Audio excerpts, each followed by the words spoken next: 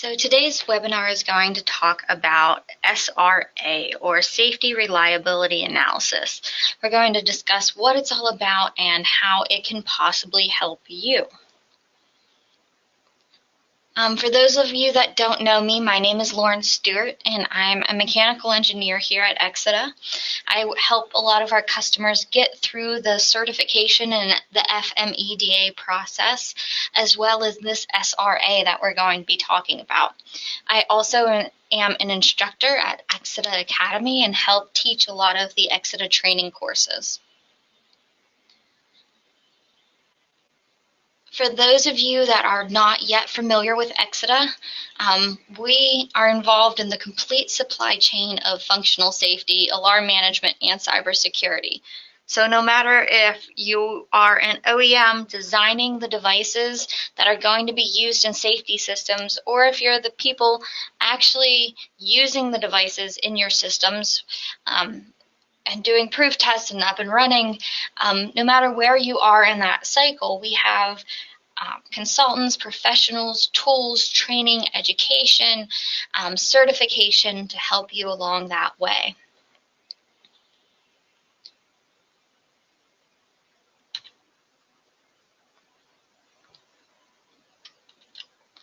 A little bit more about Exida. I like to say no matter where you are, where your customers are, where your products are going, where your devices come from, we have experts close by, and this map isn't even up to date. We've opened a very quickly growing location in India, a couple others globally as well this year, and we're looking to even open a few more next year as well.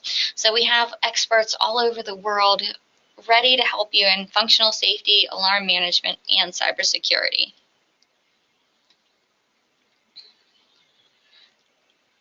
I like to let all of my customers know that everything that we research, that we publish, that we, our procedures, how we do things, everything we publish, we make accessible to everybody.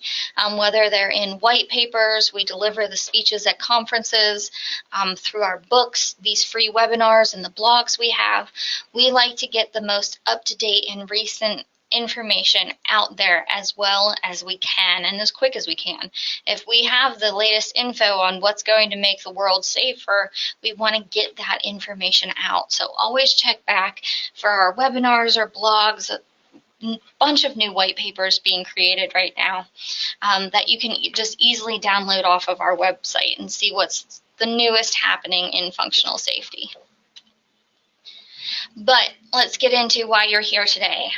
Today's talk is going to all be about the safety reliability analysis. But before we get started, I do want to mention if you have questions throughout the webinar, please make sure to write them in the questions tab on your panel. I'm not the best at stopping and pausing throughout the webinar to take questions, but I definitely will leave some time at the end of the webinar to answer any questions that might come in, and we can go back through the slides and look at them. Also, as a little side note, today we are kind of in the middle of a storm here in Pennsylvania, and the lights have flickered a couple of times earlier today. So just in case we do lose power or internet connection, know that it's me, my issues, technically not yours. And if that does happen to happen throughout the webinar, we will have a recording of the morning's webinar posted later this week. So just in case that does happen, just realize it's might be Mother Nature and our issue rather than yours. But today, let's get into the SRA. So the safety reliability analysis. We're going to talk about what it is, what it entails, its main objectives. We're going to look at how this is incorporated into the certification, as well as give lots of examples on different ways that an SRA could have helped a situation or has helped a situation. Typically when Exida or anybody's performing an FMEDA or failure mode effect and diagnostic analysis, there's going to be assumptions made such as using typical or normal engineering practices. However, we do know that some companies, some people in the industry go above and beyond typical engineering practice or the typical engineering designs or testing. And that's where the safety reliability analysis comes into play. This is going to be a new technique that can showcase your innovative design or your unique features and show that you are improving safety. And that extra safety designed into that device is finally going to be recognized. You're going to be able to show your customers, your clients, that you are going above and beyond. So what exactly is the SRA? Well, as I said before, it's the Safety Reliability Analysis. And this is basically a deep dive, look into an advanced component analysis. We will look at the design parameters, any stress tests, any test reports, all the field failure data, and analyze that to see if there was anything done that or needs to be done to the component failure rate and failure modes. As I said earlier, when exida does an FMEDA, it's using a standard component database along with the assumption that typical or standard engineering practices will be used.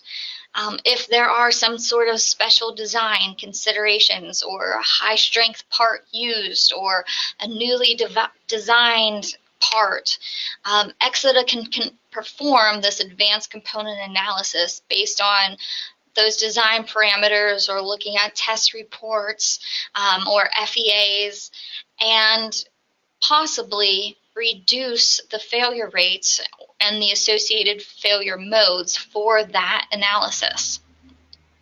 So this is a means to assist you or your company to leverage all of that quality management and all of that unique design that you put into your device to show a lower product failure rate. And that's going to be shown in the FMEDA report itself and even the failure rates on the back of the certificates. This is all just to show basically all of that design, all of that strength you built into your product. Just tell us how you did it and just take credit for all of that hard work that you have done. So normally when we do an FMEDA or failure mode effect and diagnostic analysis, we're going to look at a device and study that strength of that device compared to all of the possible stresses that that device could face, whether it's environmental, process, things like stiction, corrosion, humidity, extreme temperatures, temperature changes. All of these stresses will affect how the device performs. So an FMEDA looks at every failure mode in every component in that given design. And those stress levels of that specific design and the specific environment are used to get that component or that device failure rate. Each FMEDA is done per device, per specific device. That's not just, oh, we're looking at a ball valve. It is this manufacturer's, this series, this make, this model of ball valve. Knowing what type of environment it's going to go into, along with what type of application it's going to go into. And we do that FMEDA analysis using the component database. That component database, we've been collecting and analyzing field failure data for almost 20 years now to create this database. And that database then meets the IEC 61511 data requirements for data collection. When we do that FMEDA process, we are presented with a product failure rate, product failure modes, and even things like diagnostic coverage and useful life. But at that point, you can get even more specific now through the SRA, or the safety reliability analysis. So instead of just assuming typical engineering practices, we can dive deeper into that special design or that special material composition or a special test result and set you apart through the FMEDA process with the SRA. After all of that time, those 20 years collecting field failure data, we noticed that there were several issues, 4 of them to be exact, that keep on popping up again and again. So we wanted to address those issues and try and solve them if we could. So the first issue that we found from all of this field failure data was that devices that move more frequently usually have a lower failure rate. Because of that analysis and finding that out, we came up with a new set of mechanical component failure rates just for a dynamic application. So now that we know that if your valve, your actuator is constantly being exercised and moved, there are things like stiction and corrosion and buildup that might not be as effective on your device. So we have failure rates for dynamic operations now.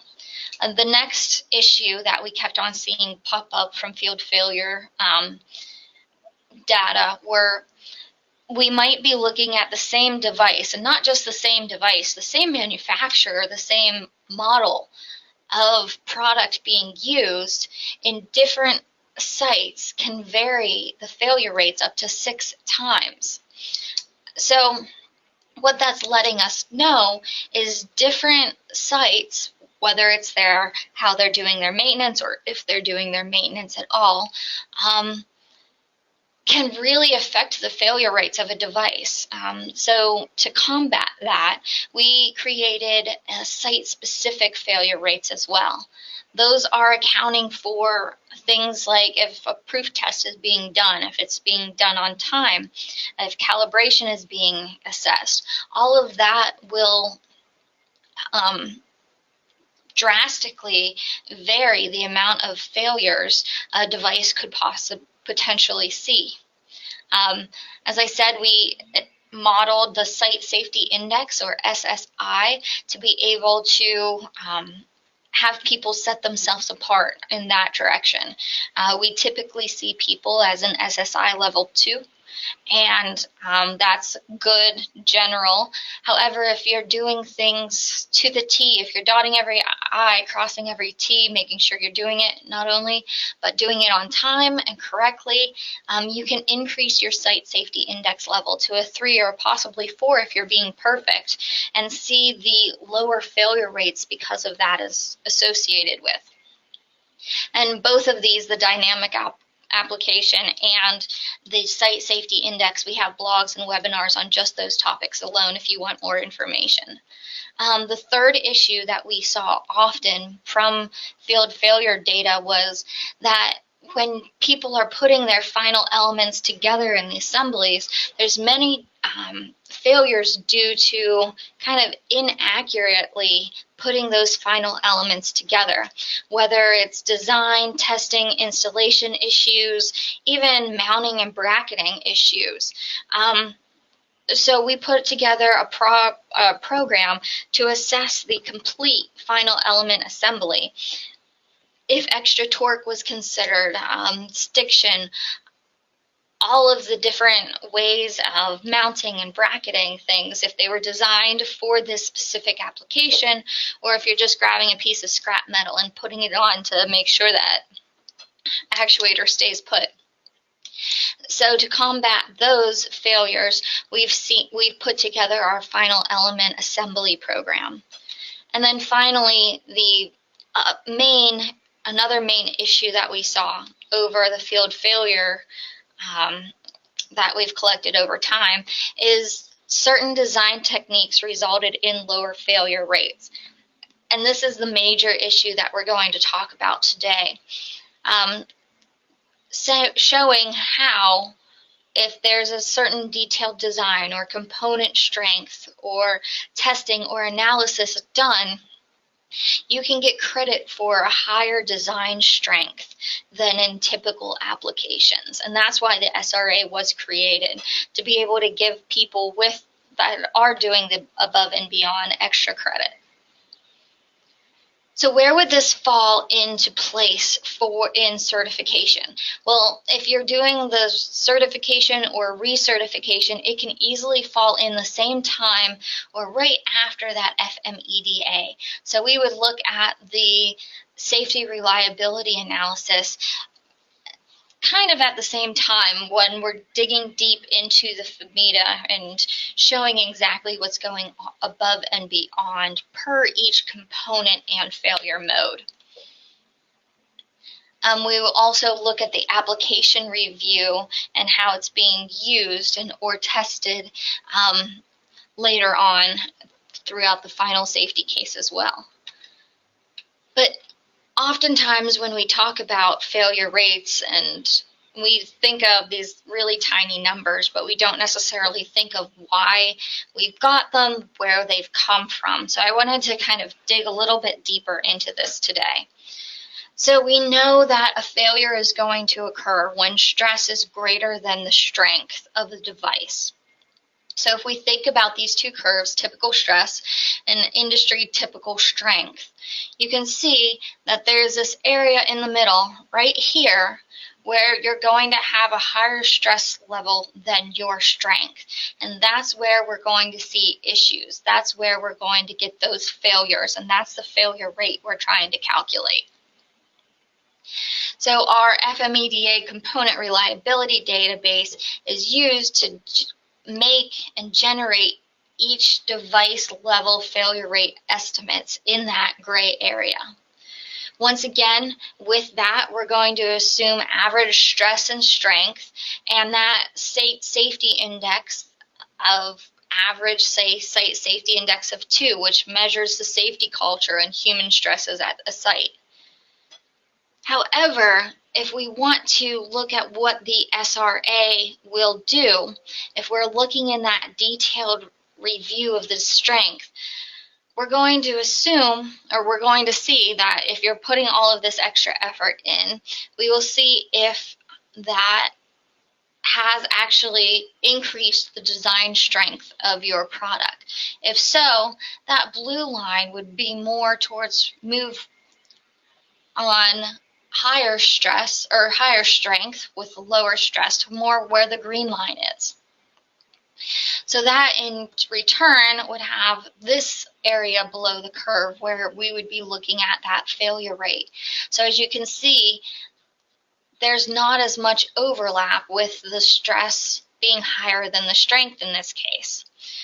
So all of that special design technology, those special testings that you do are going to show and prove that you have increased your strength. So let's zoom in a little bit closer on what exactly that looks like. And this is the area under the curve where we would be looking at that normal stress versus strength, that red versus that blue line that we were first looking at.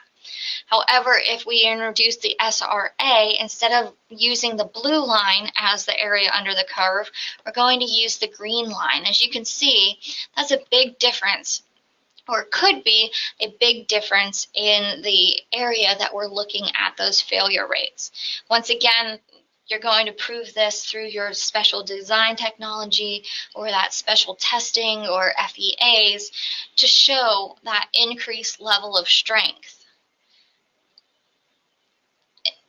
In typical FMEDAs, to keep that cost low, once again, we assume that normal or typical engineering practices use, but if you can go into exactly what you've done and documented it, we can show that the strength is actually less versus that strength. We can dig deeper into your practices and really highlight your innovation. Let's look at a couple examples of either people that really could have benefited from this or actually have gone forth and benefited from this analysis. So first, let's look at this as an example of a safety PLC, and it was seeing case temperatures of the microcomputer between 70 to 80 degrees Celsius. And that's kind of normal or typical of what case temperatures can reach or can be expected to be. So experts claim that the failure rates are going to drop significantly if these parts operate at lower temperatures instead of that 70 to 80 degrees C. A rule of thumb that I've heard was that they basically cut in half every 10 degrees C or so. So this module was designed to almost have a thermal short circuit between the processor case and the massive heatsink. And after altering this design, they did testing and showed that the junction temperature actually shrank about 25 degrees Celsius. And because of that major decrease in temperature, it eliminated a lot of those failures due to high temperature and overstress. Yes, even adding these parts, the parts were costly, and adding them, they were more parts involved, higher cost. However, the design team deemed it worth it to add those parts to bring to you a more reliable product. And in doing so, they were able to take advantage of this SRA type lower failure rates as well. Another example, O-rings. We see O-rings often in design, and each O-ring, each different type of standard O-ring has a different failure rate. However, sometimes O-rings can be super special, and one of our clients had one of those super special designed O-rings. With their special designed O-ring, they were able to test and prove that there was less binding and less stiction than average O-rings.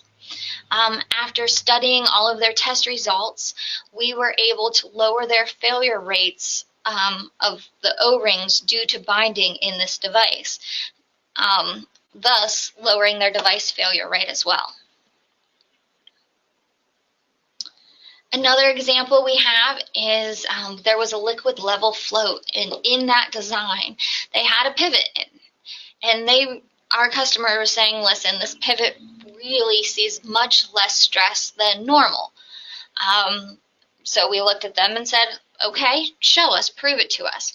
So they did an FEA and showed that the pivot had a much lower stress than normally seen for a pivot, and then they also showed us the composition of material and showed how the stress was so little, like 10% compared to the composition of material. So between the FEA and the material composition analysis, we were able to take away some of those failures due to overstress of this pivot.